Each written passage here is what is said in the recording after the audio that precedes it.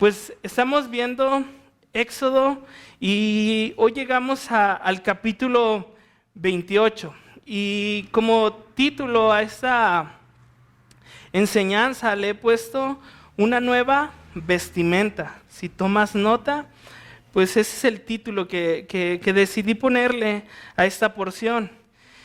Y si recuerdas, desde el capítulo 25 estamos viendo el tabernáculo, estamos viendo sus partes, sus utensilios, su mobiliario, y el día de hoy pues veremos las vestimentas de los sacerdotes, del sumo sacerdote y de los sacerdotes, de los hijos de Aarón. Sabemos que todo esto lo hizo el Señor, como dijo en capítulo 25, para habitar en medio de ellos. Lo que el Señor quería con su pueblo era tener una relación con ellos, habitar con ellos, estar con ellos. No se olvida y ama a su pueblo. El Señor Jesús nos ama en todo momento. Entonces hoy veremos la vestidura de los sacerdotes. Y es un texto largo. Trataré de verlo todo hoy, creo, si me alcanza el tiempo. Si me paso un poquito, pues perdónenme, pero son muchos versículos y me gustaría verlo, porque pues como el libro está escrito, pues veremos varias divisiones. Del versículo 1 al 5, veremos a quién escogió Dios para ser sacerdotes, quiénes confeccionarían las vestiduras de los sacerdotes, cuáles son la vestimenta o cómo está hecha cómo está armada esta vestimenta y los materiales que se usan. Después nos describirá parte por parte cada una de ellas. Primero nos dirá o nos hablará del efod, del versículo 6 al 14. Del versículo 15 al 30 nos hablará del pectoral. Del versículo 31 al 35 nos dirá cómo era el manto. Del 36 al 38 nos hablará de la mitra y el grabado que llevaba en la frente esta mitra. En el versículo 39 nos hablará de la mitra, la túnica y el cinto. Versículos 40 y 41, las túnicas de los hijos de Aarón, de los sacerdotes. Y del versículo 42 al 43, cómo eran los calzoncillos de los sacerdotes. Entonces todo eso, pues intentaré verlo el día de hoy, pues lo haré pues lo más rápido que pueda hacerlo, pero también lo más entendible. Entonces dice así versículo 1, llegarás delante de ti a Aarón tu hermano y a los hijos consigo, de entre los hijos de Israel, para que sean mis sacerdotes, Aarón y a Nadab, Abiú, Eleazar e Itamar, hijos de Aarón. Sabemos que Moisés está en el Sinaí recibiendo todas estas instrucciones. Y entonces el Señor le dice a Moisés que va a usar a su familia, a su hermano y a sus hijos para ser sacerdotes del tabernáculo. En Números capítulo 1 y capítulo 3 nos enseña las tareas que iban a hacer estos sacerdotes en el tabernáculo. Y no solamente nos enseña cuáles eran esas tareas que tenían que ejercer, sino nos habla también que los levitas, la tribu de Leví, iba a trabajar también en el tabernáculo. Iba a ser parte de este ministerio. Y entonces aquí vemos dos cosas, que para ser sacerdote había pues dos requisitos. Uno, ser de la tribu de Leví, como el Señor lo enseña, y también ser descendencia de Aarón. No podía venir alguien más a ejercer sacerdocio. Era algo que el Señor había escogido a ellos. ¿Y por qué se necesitaba este tabernáculo? ¿Por qué el Señor manda a estos hombres a encargarse de él? Bueno, sabemos que el Señor ha hecho una habitación, que ha hecho del tabernáculo una habitación para morar en medio de ellos. Y encarga a sus hijos pues para poner orden, para que pues no se haga lo que quieran hacer. Pone a estos hombres como ministros, como encargados del tabernáculo. Pues te imaginas, ¿no? Que de repente el Señor hubiera dicho, aquí está mi casa, y la gente, ¿qué hubiera hecho? Pues no sé, tal vez llevar los sacrificios que quería, ir a la hora que quería, presentarse en pecado y muchas cosas, ¿no? Entonces, levanta a estos hombres, levanta a la tribu de Leví para poner orden, para asignarles tarea y que esto no se vuelva un desorden. Entonces, también vemos ahí la palabra sacerdote. ¿Qué significa la palabra sacerdote? Viene del hebreo kahán, que significa mediador. Entonces, los sacerdotes eran los representantes del pueblo ante Dios. Sin los sacerdotes, el pueblo no podía llegar delante de la presencia de Dios para presentar sus ofrendas y alabanzas. Eran necesarios. Ahora, al que se le ocurría no presentarse sin este mediador, sin estos mediadores que a lo mejor pensaban que ellos podían ir a servir sin ser levitas, el Señor pues los mataba y más adelante vemos una historia con los hijos de Coré. ¿Cómo es que ellos dijeron, no, ya no queremos que ustedes sean los sacerdotes, ahora vamos a preguntarle al Señor, y el Señor los consume? ¿Por qué? Porque el Señor ya había dado una indicación y así tenía que ser, tenían que vivir en obediencia. Entonces lo primero que vemos aquí es que hace este sacerdocio con los hijos de Aarón y los levitas para ser los mediadores, para ser los representantes de Dios ante el pueblo. Y dice versículo 2, y harás vestiduras sagradas a Aarón, tu hermano, para honra y hermosura. Ahí usa la palabra vestiduras sagradas. La palabra sagrado pues es santo, y sabemos que santo es apartado. Era una vestimenta especial, una vestimenta que solo los sacerdotes podían usar. Nadie más podía vestirse de sacerdotes, sino solo ellos. ¿Has visto alguna vez en Inglaterra cómo es que están estos soldados con chaleco rojo y un peculiar casco alto de pelo de oso? Y que están así muy firmes y que nadie los mueve. Y bueno, estos hombres son los únicos que pueden llevar ese uniforme. Están dedicados para las órdenes de la reina Isabel. Entonces uno los identifica y sabe que son de la guardia real. Entonces así, ¿no? Así se identificaban a los sacerdotes. Tenían una vestimenta especial y, como dice ahí, eran para honra y hermosura. La palabra honra aquí quiere decir cargar peso, pero en el buen sentido. Llevaban una buena carga. O sea que cuando los veían eran respetados, eran vistos con honra, eran de buena opinión, llevaban una buena carga. Estas vestiduras eran para honra y hermosura. Versículo 3 dice, y tú hablarás a todos los sabios de corazón, a quienes yo he llenado de mi espíritu de sabiduría, para que hagan las vestiduras de Aarón, para consagrarle, para que sean mi sacerdote. Aquí es interesante cómo es que el Señor llena a personas de su espíritu para bordar estas vestiduras.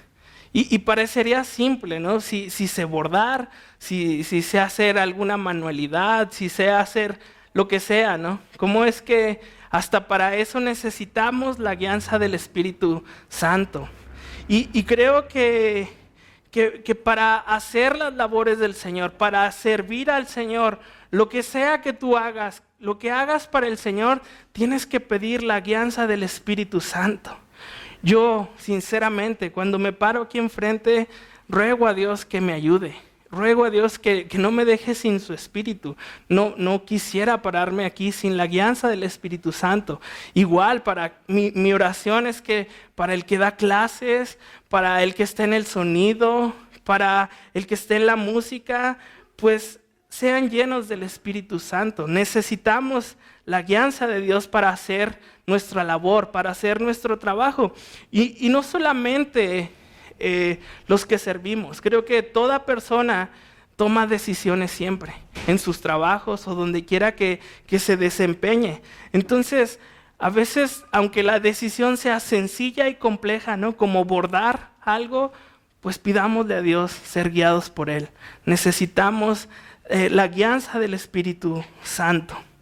Y después dice, versículos 4 y 5, las vestiduras que harán son estas. Aquí le va a dar la lista de lo que se va a hacer.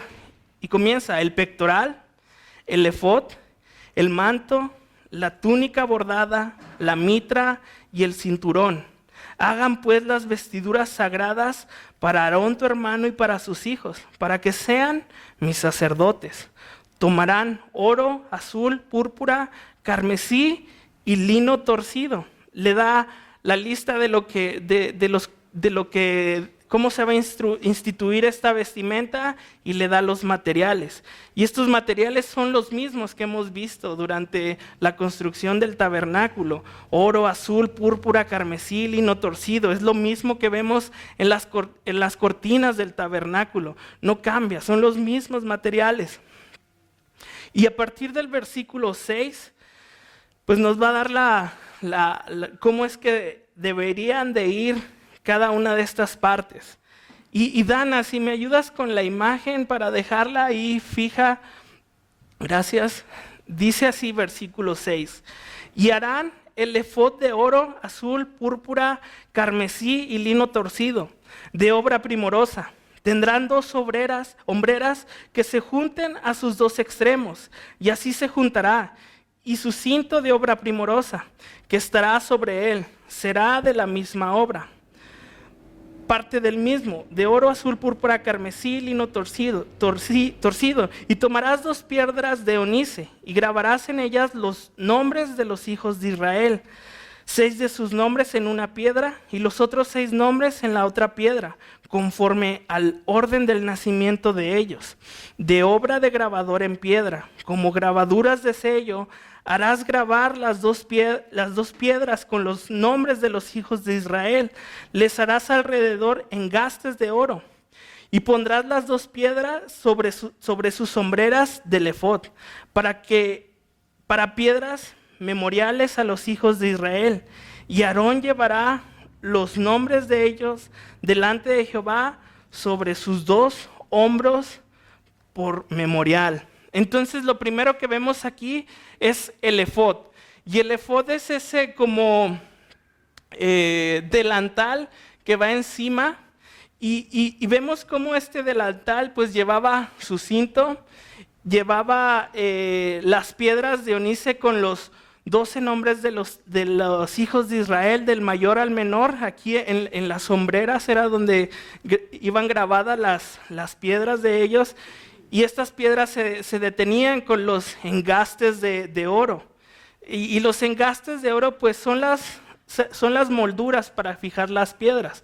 Si tú has tenido algún anillo que sujete alguna piedra, pues ves cómo tiene esos como ganchitos que no dejan caer la piedra. Bueno, esos son los engastes. Entonces es este delantal. Ahora, lo interesante en este delantal creo que lo encontramos en versículo 12. Aquí nos da el propósito de este efod. Dice, y pondrás las 2 piedras sobre las sombreras del efod, para piedras memoriales de los hijos de Israel. Y Aarón llevará los nombres de ellos delante de Jehová sobre sus 2 hombros por memorial. Aarón, de forma simbólica, llevaba en sus hombros al pueblo delante de Dios. Aarón entraba al lugar santo y con él llevaba al pueblo.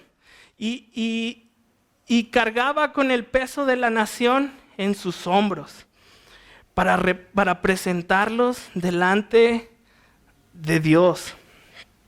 Y vemos cómo es que cuando el sacerdote entra, pues entra el pueblo de una manera simbólica con ellos, en los hombros de Aarón. Ahora se me hace interesante cómo es que Dios manda a escribir a las 12 tribus, los 12 nombres de la tribu de Israel en piedras de onice. Ahora, a nosotros también nos da una promesa el Señor. Una promesa de que nuestro nombre estará grabado en un libro, en el libro de la vida. Y vemos en Apocalipsis 20, del versículo 11 al 15, cómo es que el Señor dice que va a abrir el libro de la vida y aquel nombre que no se encuentre escrito ahí, pues morirá por la eternidad. No hallará vida. Y dice así: vi un gran trono blanco y al que estaba sentado en él, delante del cual huyeron la tierra y el cielo. En ningún lugar se encontró para ellos. Y vi a los muertos, grandes y pequeños, de pie ante Dios. Y los libros fueron abiertos y otro libro fue abierto, el cual es el libro de la vida. Y fueron juzgados los muertos por las cosas que estaban escritas en los libros, según sus obras. Y el mar entregó los muertos que había en él, y la muerte y el Hades entregaron los muertos que había en ellos. Y fueron juzgados cada uno según sus obras. Y la muerte y el Hades fueron lanzados al lago de fuego. Esta es la muerte segunda. Y el que no se halló inscrito en el libro de la vida fue lanzado al lago de fuego. En Apocalipsis 2:17 nos da otra referencia similar. Dice: y el que tiene oído, oiga lo que el Espíritu dice a las iglesias. Al que venciere, daré de comer el maná escondido. Y le daré una piedrecita blanca. Y en la piedrecita escrito un nombre nuevo, al cual ninguno conoce, sino aquel que lo recibe. Y vemos cómo es que estas dos son unas promesas de vida eterna para aquellos que la alcanzan. El Señor promete grabar nuestros nombres por la eternidad. Y ahora, ¿cómo alcanzo esa promesa, no? ¿Cómo puedo llegar delante de la presencia de Dios? ¿Cómo, como dice Apocalipsis muy fuerte, cómo no voy al lago de fuego? ¿Cómo no me voy al infierno? Juan 19, 17 y 18 dice: por medio de aquel, lo voy a leer.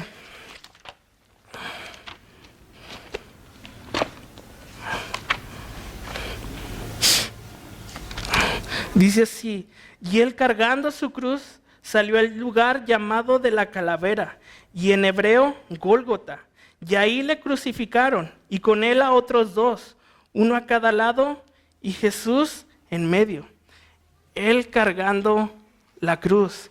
Y vemos cómo, así como el sacerdote cargaba al pueblo en sus hombros, el Señor cargó nuestros pecados en los suyos. Por medio de aquel que cargando en sus hombros una cruz, nos presenta delante de la presencia de Dios. Así como el sacerdote llevaba en el efod al pueblo, el Señor con la cruz del Calvario nos trae delante de la presencia de Dios. Y esa es la forma en que nuestros nombres son escritos en el libro de la vida. Si viste ahí en Apocalipsis, dice que los que morían iban a ser juzgados según sus obras. No podemos llegar con nuestras obras delante de Dios para ser salvos. Vamos a hallar muerte. Pero podemos llegar por medio del sacrificio de Cristo. Él es el único camino. Él es el único que nos puede salvar, que nos puede dar vida eterna. Y entonces eso era el efod, era la forma en que el sacerdote llevaba al pueblo delante de la presencia de Dios, y Jesús por medio de la cruz en sus hombros nos lleva delante de la presencia de Dios. Y continúa el versículo 15 y nos va a hablar ahora del pectoral. Harás asimismo el pectoral del juicio, de obra primorosa. Lo harás conforme a la obra del efod, de oro, azul, púrpura, carmesí y lino torcido. Será cuadrado y doble, de 1 palmo de largo y de 1 palmo de ancho, y lo llenarás de pedrería en 4 hileras de piedra, una hilera de una piedra sárdica, un topacio y un carbunclo. La segunda hilera, una esmeralda, un zafiro y un diamante. La tercera hilera, un jacinto, un ágata y una amatista. La cuarta hilera, un beliro, un onice, un jaspe. Todas estarán montadas en engastes de oro. Y las piedras serán según los nombres de los hijos de Israel, 12 según sus nombres, como grabaduras de sello, cada una con su nombre serán según las 12 tribus. Harás también en el pectoral cordones de hechura de trenzas de oro fino, y harás en el pectoral 2 anillos de oro, los cuales pondrás a los 2 extremos del pectoral. Y fijarás los 2 cordones de oro en los 2 anillos a los 2 extremos del pectoral, y pondrás los 2 extremos de los 2 cordones sobre los 2 engastes, y los fijarás a las sombreras del efod en su parte delantera. Harás también 2 anillos de oro, los cuales pondrás a los 2 extremos del pectoral, en su orilla que está al lado del efod hacia adentro. Harás asimismo los 2 anillos de oro, los cuales fijarás en la parte delantera de las 2 sombreras del efod, hacia abajo delante de su juntura sobre el cinto del efod, y juntarán el pectoral por sus anillos a los 2 anillos del efod con un cordón de azul, para que esté sobre el cinto del efod y no se separe el pectoral del efod. Llevará Aarón los nombres de los hijos de Israel en el pectoral del juicio sobre su corazón, cuando entre en el santuario por memorial delante de Jehová continuamente. Y pondrás el pectoral del juicio, Urim y Tumim, para que estén sobre el corazón de Aarón cuando entre delante de Jehová. Y llevará siempre Aarón el juicio de los hijos de Israel sobre su corazón delante de Jehová. Y vemos ahí en la imagen que lo que acabamos de leer ese es el efod.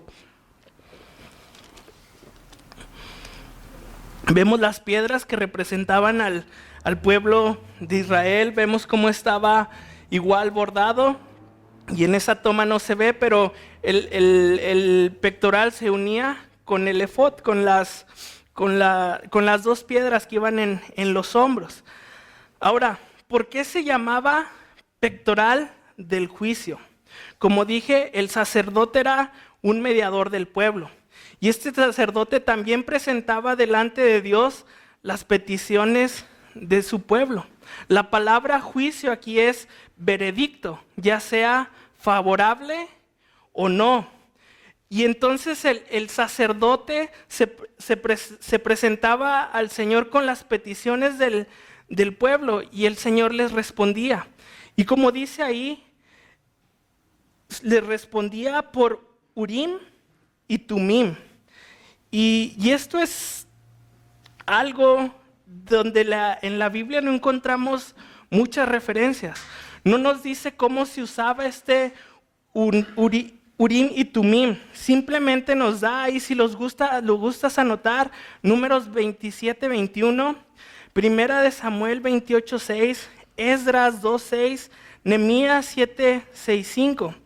Y muchos comentarios dicen que Urim y Tumim eran como un sí y un no del Señor.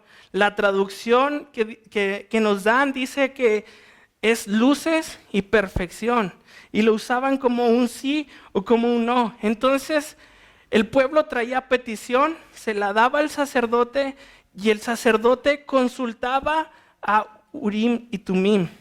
Y no se sabe cómo es que se respondía. Algunos dicen que alguna piedra brillaba más que la otra. Otros dicen que al momento de sacar una piedra, pues la que salía era la respuesta. No nos dice cómo se usaba. Pero lo que sí tengo que dejarles en claro es que esto no era suerte. Es que esto no era pues a ver qué sale, ¿no? A ver qué pasa, ¿no? No era suerte, no era un amuleto.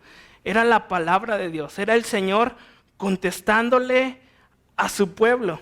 Y te imaginas qué padre, ¿no? Tener todos en nuestra casa un Urim Tumim. Que digamos, Señor, ¿qué hago con esta situación? Pues voy a las piedras, ¿no? A ver qué me sale, a ver si el Señor me da permiso o no. Y ¿sabes? Aunque creas que no lo tienes, lo tienes. Tienes su palabra. Y en su palabra puedes hallar discernimiento. En su palabra puedes encontrar la voluntad de Dios. Entonces, no hay pretexto para nosotros. Tenemos unim, tunim en la palabra. Ahí es donde puedo conocer qué es lo que el Señor quiere para mi vida. ¿Y sabes qué? Si quieres saberlo, léela. Ten comunión con el Señor. Escudriñala. El Señor te va a hablar. Si tú le respondes, el Señor, si tú le preguntas, el Señor te va a responder. En Navegantes vemos eso, ¿no? Una de las oraciones es: voy delante de Dios en oración y dejo que me responda a través de su palabra. Entonces Salmo 119, 105 nos dice: lámpara es a mis pies tu palabra y lumbrera a mi camino. Entonces no hay pretexto, tenemos su palabra, podemos escudriñarla, podemos escuchar la voluntad de Dios en ello. Ahora, otra palabra que resalto aquí es: los llevarás en el corazón. Y como vimos hace rato, en el efod se llevaban las cargas, pero no era suficiente solo llevar las cargas. Era necesario para el sacerdote amar a las personas. Los llevaba en el corazón. Y Pablo nos dice que podemos tener los mejores dones, que podemos ejercer don de sanidad y de lenguas y de muchas cosas, pero que si no tenemos amor, pues no sirven de nada. Y sabes, no solamente eso, Jesús nos amó. Dice Juan 3:16, porque de tal manera amó Dios al mundo, que ha dado a su Hijo unigénito, para que todo aquel que en él crea no se pierda, sino tenga vida eterna. Entonces el Señor no solamente cargó con nuestros pecados para salvación, sino que lo hizo en amor. Nos llevaba en el corazón, y nuestro servicio tiene que ser en amor.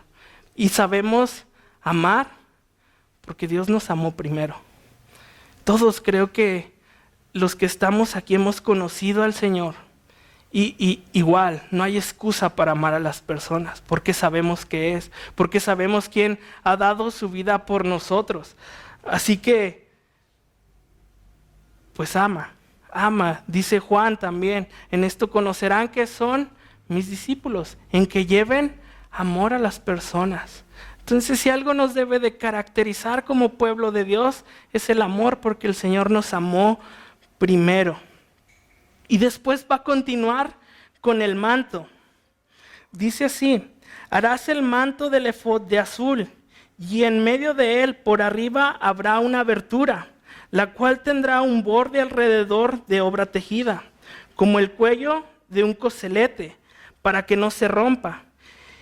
Y en sus orlas harás granadas de azul, púrpura, carmesí alrededor, y entre ellas campanillas de oro alrededor. Una campanilla de oro y una granada, otra campanilla de oro y otra granada, en toda la orla del manto alrededor.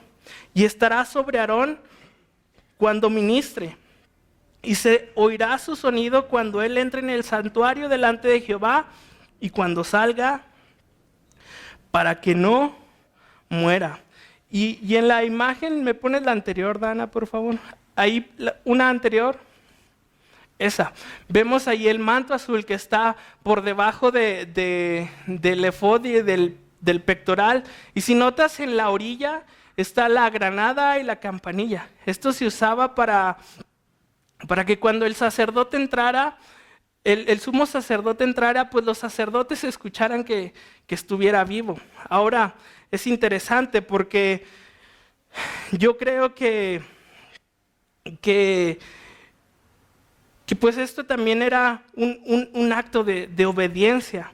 Levítico 21 nos habla de cómo es que el sacerdote se santificaba, es decir, se apartaba de todo lo inmundo para presentarse delante de Dios. Entonces el sacerdote tenía que llevar todo lo que el Señor le decía y no tenía que contaminarse, iba apartado, iba santificado. La palabra santo sabemos que significa apartado. Y vemos cómo es que llevaba estas campanillas. Ahora, yo creo que que el sacerdote tenía que estar al pendiente. No creo que entrara ahí y dijera, chin, se me olvidaron las campanillas. En ese momento el sacerdote iba a morir. Y no eran las campanillas lo que lo hacía morir, era la desobediencia. Porque sabemos que desobediencia es pecado y pecado es muerte.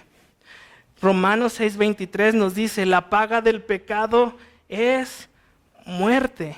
Y sabes, no puedo presentarme a Dios delante de un Dios santo sin antes ser purificado.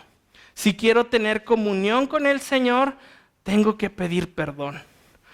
No puedo ir delante de Él, no puedo ir muerto delante de su presencia. Necesito santificarme.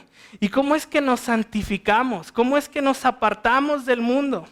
Una vez más, Cristo. Una vez más, su Hijo Jesús. Primera de Corintios 6, 9, 11 dice, ¿no sabéis que los injustos no heredarán el reino de Dios? No erréis, ni los fornicarios, ni los idólatras, ni los adúlteros, ni los afeminados, ni los que se echan con varones, ni los ladrones, ni los avaros, ni los borrachos, ni los maldicientes, ni los estafadores heredarán el reino de Dios. Y esto erais algunos. Y eso me gusta, porque tal vez ahí estabas tú, porque tal vez eso te describe, pero dice, y esto eras antes, y esto eras antes. Pero dice, mas ya habéis sido lavados, ya habéis sido santificados, ya habéis sido justificados en el nombre de Jesús y por el Espíritu de nuestro Dios. Así que, como dije, tal vez tú eras antes eso, pero ¿sabes qué? Tal vez puedas ser hoy eso. Y lo único que puedo decirte es que Jesús te ama, que Jesús ha dado su vida por ti, que quiere salvarte, que quiere escribir tu nombre en el libro de la vida. Y es por medio de Cristo y su Espíritu Santo que ahora puedo ir delante de la presencia de Dios, que ahora Él ve el sacrificio de Jesús en mi vida y nos permite ir delante de su presencia para no morir. Entonces Él nos vino a dar vida y vida en abundancia, y su mensaje no es un mensaje de condenación, no, como Él dice, es para salvación del mundo. Así que el día de hoy, si te encuentras en pecado, tienes que arrepentirte, tienes que pedirle a Dios que te salve, ruégale a Dios, aléjate del pecado, no puedes venir delante de la presencia de Dios en pecado. Pídele que te perdone. Él es rico en misericordia. Él es grande en gracia. Y no importa, vimos una lista de ellos. Vimos una lista. Y toda esa lista dices, pues es fuerte. ¿Sabes qué? La cruz pesa más. Su sangre pesa más que todo pecado. Porque donde abundó el pecado, sobreabundó la gracia. Entonces no importa tu pecado, Él te puede lavar. Así que, y te lava para que te alejes de Él. Y entonces ese es el manto azul que vemos en la imagen. Iba por en medio de los calzoncillos y del efod y del pectoral. Y después continúa y dice así: harás además una lámina de oro fino y grabarás en ella como grabadura de sello santidad a Jehová. Y la pondrás con un cordón de azul y estará sobre la mitra, por la parte delantera de la mitra estará. Y estará sobre la frente de Aarón, y llevará a Aarón las faltas cometidas en todas las cosas santas, que los hijos de Israel hubieren consagrado en todas sus santas ofrendas, y sobre su frente estará continuamente para que obtengan gracia delante de Jehová. Y la mitra era pues ese gorro de lino que vemos ahí. Y en la frente del sacerdote quedaba la frase santidad a Jehová, que quiere decir pues apartado para Jehová.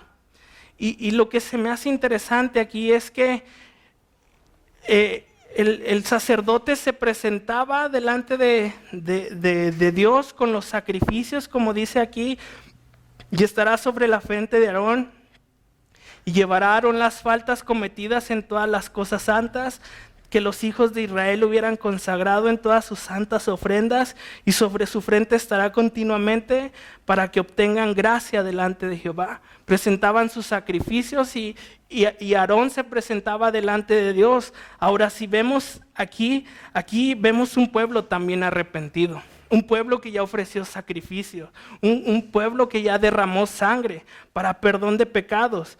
Y la palabra ahí que más me llama la atención es gracia. ¿Por qué? Porque en el Antiguo Testamento la encontramos varias veces, pero esta en especial tiene un significado que me gusta.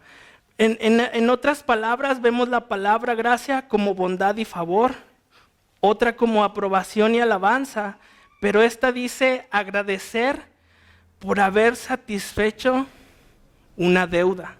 Es la palabra ratzá, la que usa aquí.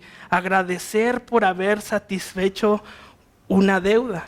Y sabes, yo estoy agradecido con el Señor porque pagó la deuda de mis pecados. Juan 19:30 dice, y cuando Jesús hubo tomado el vinagre, está Jesús crucificado, dijo, consumado es, y habiendo inclinado la cabeza, entregó el espíritu.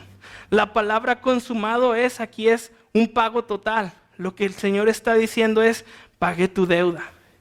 Y nosotros teníamos una deuda, y no solamente una deuda, una sentencia de muerte. Colosenses 2:14 dice, anulando el acta de los decretos que había contra nosotros, que nos era contraria, quitándola de en medio y clavándola en la cruz. Lo que el Señor paga por nosotros es la salvación, nos da gracia.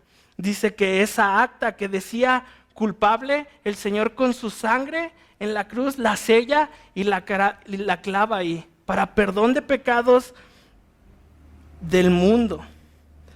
Y me gusta eso, ¿no? Porque entonces ahora sí el Señor me ve con un letrero en la frente que dice santidad a Jehová, santificado para Jehová, apartado para Jehová por gracia. No es por obras. No se trata de qué tan buen cristiano soy, qué tanto puedo hacer yo por Dios. ¿Sabes? Como lo leímos hace rato en Apocalipsis, si vas con tus obras vas a ser condenado. Pero si vas por medio del sacrificio de Cristo, vas a encontrar gracia. El Señor te va a decir, pásale.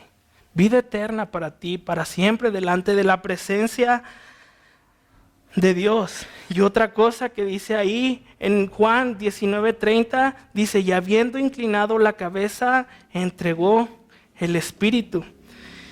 Y vemos cómo es que al Señor no le pusieron santidad a Jehová cuando lo mataron. Al Señor le pusieron una corona de espinas por amor a nosotros. Derramó su sangre, sintió el dolor de que le clavaran esa corona en su cabeza por amor a nosotros. Pero sabes, cuando el Señor vuelva, no va a tener una corona de espinas, no va a tener un gorro con el efod que diga santidad a Jehová. En su pierna dirá Rey de Reyes y Señor de Señores. Y el Señor vuelve por su pueblo y se va a llevar por los que tuvo misericordia, por los que derramó su gracia, por los que han creído que Él es el Señor de Señores, el Rey de Reyes, el que dio su vida por cada uno de nosotros. Y dice versículo 39, y bordarás una túnica de lino.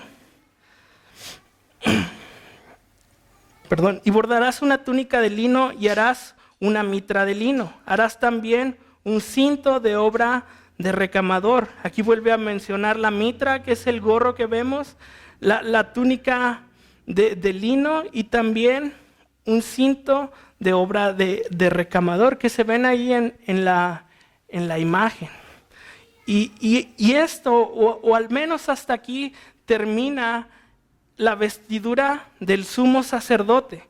En los siguientes versículos nos dirá cómo es que vestían los sacerdotes, los hijos de Aarón. Y dice así, y para los hijos de Aarón harás túnicas, también les harás cinto y les harás tiaras, para honra y hermosura.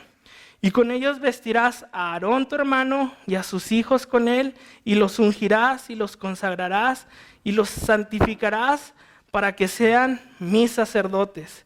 Entonces vemos que el sumo sacerdote vestía de esta manera, y si me ayudas, Dana, hay otra imagen, y los sacerdotes vestían de esta manera.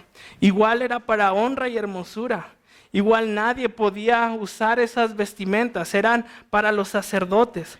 Y continúa y dice, y les harás calzoncillos de lino para cubrir su desnudez.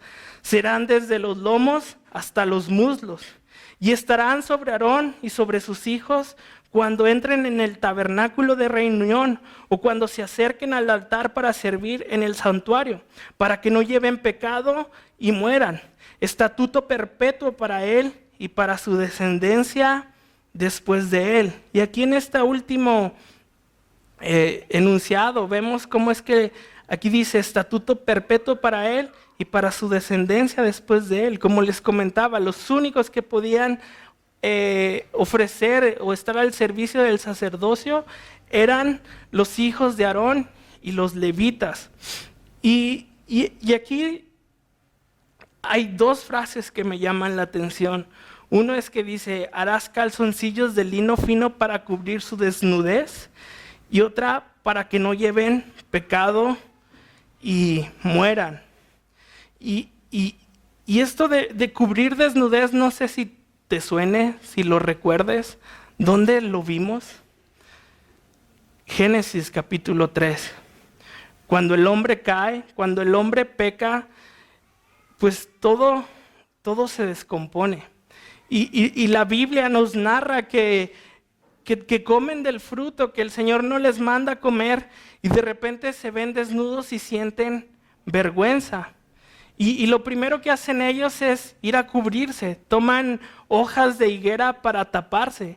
Y entonces el Señor, sabiendo el Señor dónde estaban, qué había pasado, sale a su encuentro y les dice, ¿dónde están? Y ellos le dicen, pues tuvimos vergüenza y nos escondimos. ¿Y qué traen puesto? ¿No? O sea, ¿por qué se visten? ¿Quién les dijo que estaban desnudos? Y ellos empiezan a confesar su pecado, pero no de una manera sincera. Adán le echa la culpa a Dios porque le dice la mujer que me diste. O sea, ni siquiera fue, pues mi mujer fue, tú me diste esa mujer, pues tú has de ser el responsable. Eva le dice, la serpiente. Y sabes, muchas veces en nuestro pecado, así somos, ¿no? Tratamos de echarle la culpa a todos menos yo. Fueron los demás, fueron las circunstancias, pero yo no, Señor. ¿Por qué me pones ahí? No es así. Cada quien es responsable de su pecado y cada quien va a tener que dar cuentas por su pecado. Y vemos que el Señor pues confronta a la serpiente, confronta a Adán y Eva. ¿Y qué hace el Señor? Les quita las hojas de higuera, hace un sacrificio, mata un animal y los cubre. Les cubre su desnudez, les cubre su vergüenza, los perdona de su pecado para que no mueran. Y esto que está haciendo aquí me recuerda a eso. Ahora se dice también que durante estos tiempos había quienes presentaban sacrificios a ídolos, pero los hacían desnudos, ¿no?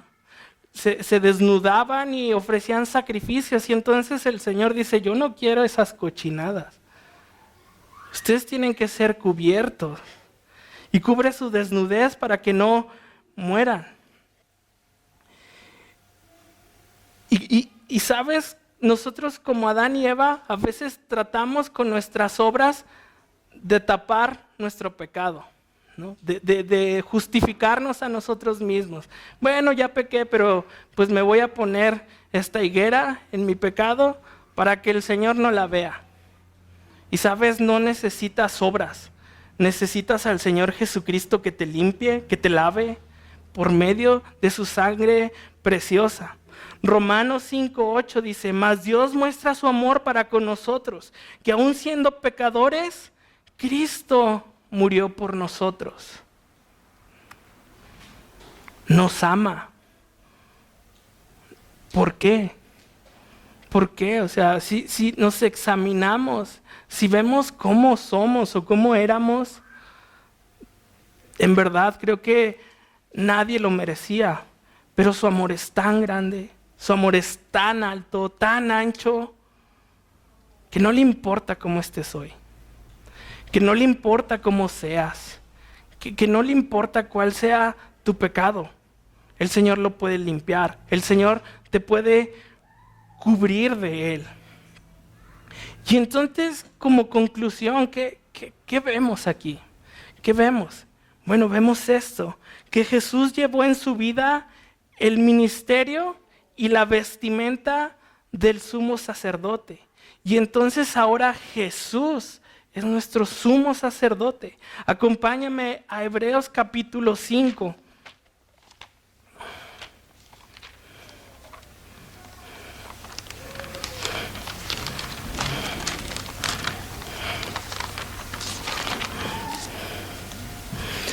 Dice, porque todo sumo sacerdote tomado de entre los hombres es constituido a favor de los hombres en lo que a Dios se refiere, para que presente ofrendas y sacrificios por los pecados, para que se muestre paciente con los ignorantes y extraviados, puesto que Él también está rodeado de debilidad, y por causa de ella debe ofrecer por los pecados, tanto por sí mismo como también por el pueblo.